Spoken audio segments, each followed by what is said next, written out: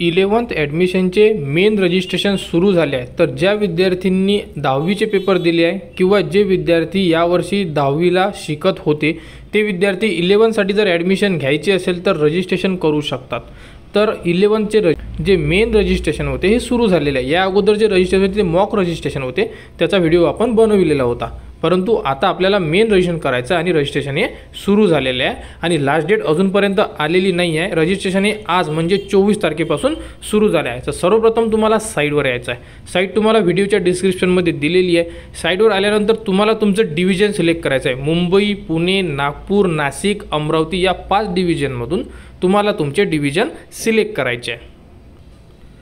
Division select केल्यानंतर तुम्हाला अशा प्रकारे पेज उपलब्ध होईल। यामध्ये तुम्हाला दिलेलं आहे की जे तुमचे रजिस्ट्रेशन आहे 24 तारखेपासून सुरू झालेले आहे आणि लास्ट डेट दिलेली नाही आहे। तर जे विद्यार्थी सर्वप्रथम या साईटवर येत आहेत त्यांना स्टुडंट रजिस्ट्रेशनचं ऑप्शन दिलेलं आहे। इथून तुम्हाला रजिस्ट्रेशन करून तुमचा लॉगिन ID क्रिएट करायचा आहे आणि ज्या विद्यार्थ्यांनी लॉगिन ID क्रिएट केला असेल ते विद्यार्थी इथून डायरेक्टली लॉग इन करू शकतात। तर अशा प्रकारे हे स्टेप आहे। तर आता आपण नवीन रजिस्ट्रेशन करतोय म्हणजे फ्रेश विद्यार्थ्याचे।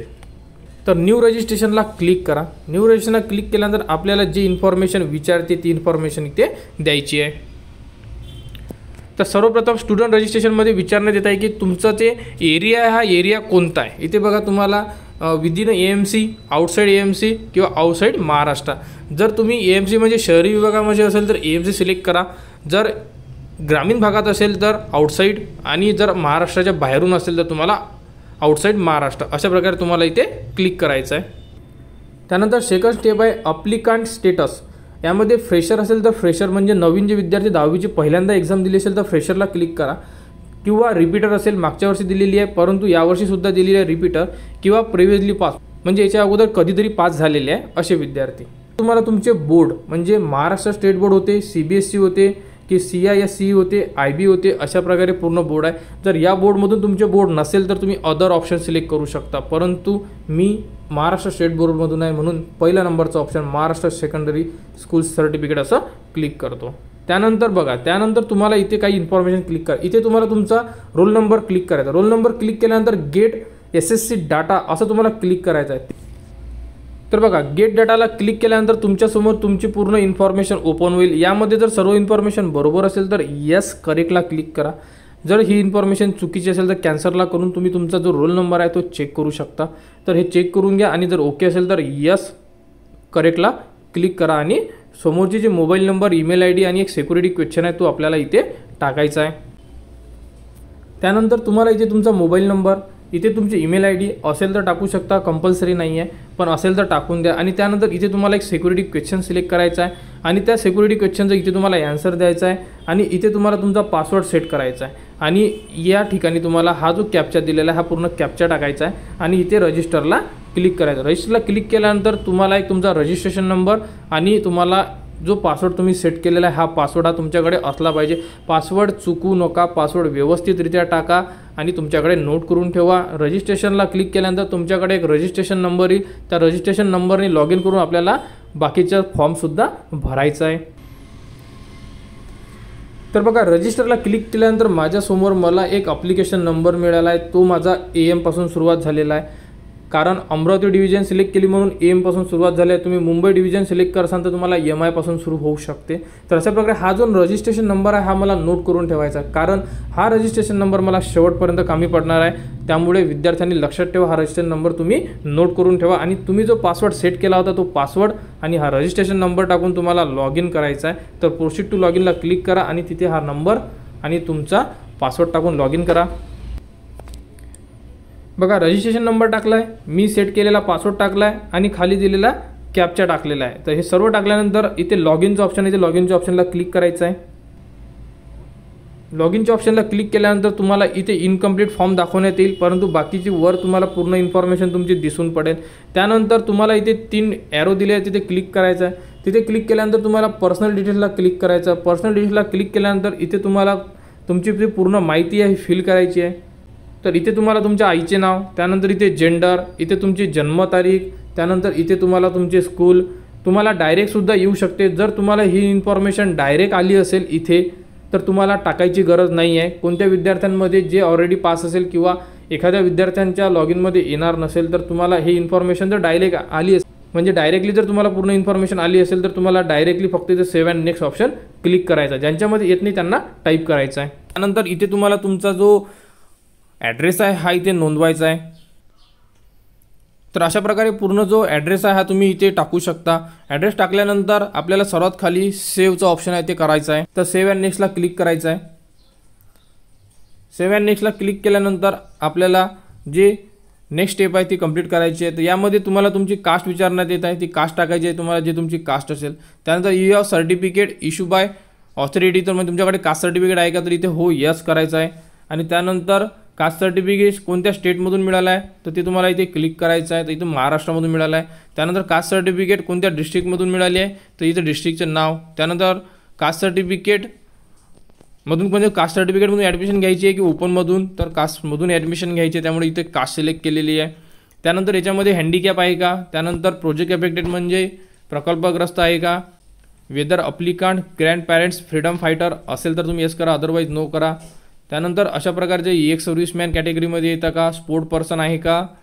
त्यानंतर अशा प्रकारचे जे क्वेश्चन दिलेले आहे तुम्हाला रीड करायचे आणि हे वाचून घ्यायचे. त्यानंतर टेक्निकल रिझर्वेशन जर असेल तर तुम्हाला म्हणजे बायफोकल असेल तर तुम्हाला येस करायचं, अदरवाईज इथे नो करायचं आहे. मायनॉरिटी असाल तुम्ही तर येस करा, अदरवाईज नो करा. तर इन हाऊस कोटा म्हणजे काय, तर ज्या विद्यार्थ्यांनी 10वी पास केलेली आहे ज्या स्कूलमधून, जर त्याच कॉलेजमध्ये म्हणजे त्या स्कूलमध्ये जर त्यांना 11साठी ॲडमिशन घ्यायची असेल तर इन हाऊस कोटाला येस करू शकता, अदरवाईज तुम्ही नो करू शकता. अशा प्रकारे पूर्ण माहिती भरून घ्या आणि सेव्ह अँड नेक्स्टला क्लिक करा. त्यानंतर अशा प्रकारे तुमच्यासमोर ऑप्शन येईल. यामध्ये तुम्हाला जे तुमचे डॉक्युमेंट्स आहेत, जे तुम्ही डॉक्युमेंट्स आता तुम्हाला सबमिट करायचे आहे आणि तुम्हाला ते डॉक्युमेंट व्हेरिफिकेशनला जायचं आहे ऑफलाईन, तर इथे तुम्हाला सिलेक्ट करायचं आहे की तुम्ही कोणत्या कॉलेजला डॉक्युमेंट व्हेरिफिकेशनला जाणार आहे. तर यामधून तुम्ही कोणतेही कॉलेज सिलेक्ट करू शकता जे तुमच्या जवळ आहे. तर मी इथे हे एक भारती महाविद्यालय हे एक सिलेक्ट करतो आणि सेव्ह अँड नेक्स्टला क्लिक करतो, कारण या कॉलेजमध्ये डॉक्युमेंट व्हेरिफिकेशनला जावं लागणार आहे त्यासाठी. तर इथे बघा, इथे तुम्हाला जे कास्ट सर्टिफिकेट आहे हे तुम्हाला अपलोड करायचे आहे. म्हणजे तुमच्याकडे जे कास्ट सर्टिफिकेट असेल हे तुम्हाला इथे अपलोड करायचे आहे. अपलोड केल्यानंतरच तुमचा फॉर्म सबमिट होणार.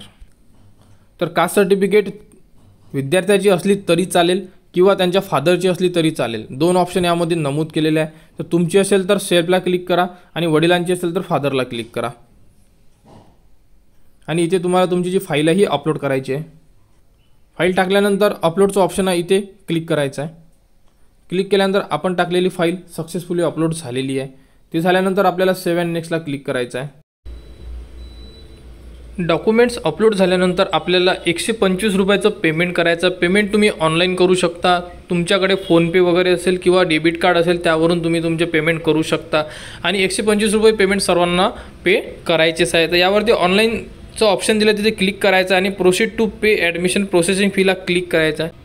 त्यानंतर सर्व इन्फॉर्मेशन तुम्हाला दिसून पडेल. त्यानंतर तुम्हाला प्रोसीडचं ऑप्शन आहे तिथे क्लिक करायचं आहे. तर बघा अशा प्रकारे तुम्हाला तुमच्या स्क्रीनवर दिसून पडेल. यामध्ये UPIचं सुद्धा ऑप्शन आहे. तुम्ही फोनपे म्हणजे UPIवरून पेमेंट करू शकता. तर यामध्ये तुम्हाला UPI क्लिक करून तुम्ही पेमेंट करणार आहे. तर अशा प्रकारे तुम्ही हे पेमेंट करून घ्या आणि पेमेंट केल्यानंतर तुम्हाला तुमचा पूर्ण फॉर्म जो आहे तो दिसून पडेल. सेव्ह अँड नेक्स्टला क्लिक केल्यानंतर तुमच्यासमोर तुम्ही भरलेला पूर्ण फॉर्म ओपन होईल. तो फॉर्म तुम्ही पूर्ण बघू शकता. यामध्ये तुम्हाला जे डॉक्युमेंट व्हेरिफिकेशनचा ॲड्रेस दिलेला आहे हा सुद्धा तुम्हाला इथे बघू शकता तुम्ही. बघा इथे ऑनलाईन जो आपण डॉक्युमेंट व्हेरिफिकेशन सांगण्यात आलेलं आहे. तर आपण जे ऑप्शन आहे हे ऑनलाईनमध्ये चूज केलेलं आहे. ऑनलाईनमध्ये चूज केलं आहे तर ऑनलाईनमध्ये डॉक्युमेंट व्हेरिफिकेशन होणार आहे.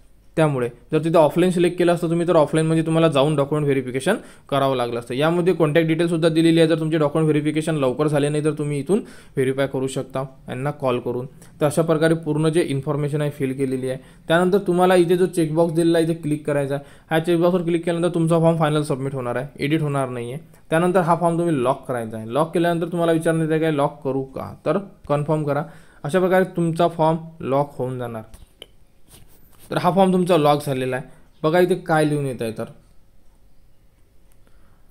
लॉक झालेला आहे बट नॉट व्हेरीफाईड स्कूल, अजूनपर्यंत व्हेरीफाय झालेलं नाही आहे. जेव्हा तुम्हाला व्हेरीफाय होईल इथे व्हेरीफाईडचा स्टेटस तुम्हाला लिहून दिसेल. तर अशा प्रकारे तुम्ही तुमचा पार्ट 1चा फॉर्म भरू शकता.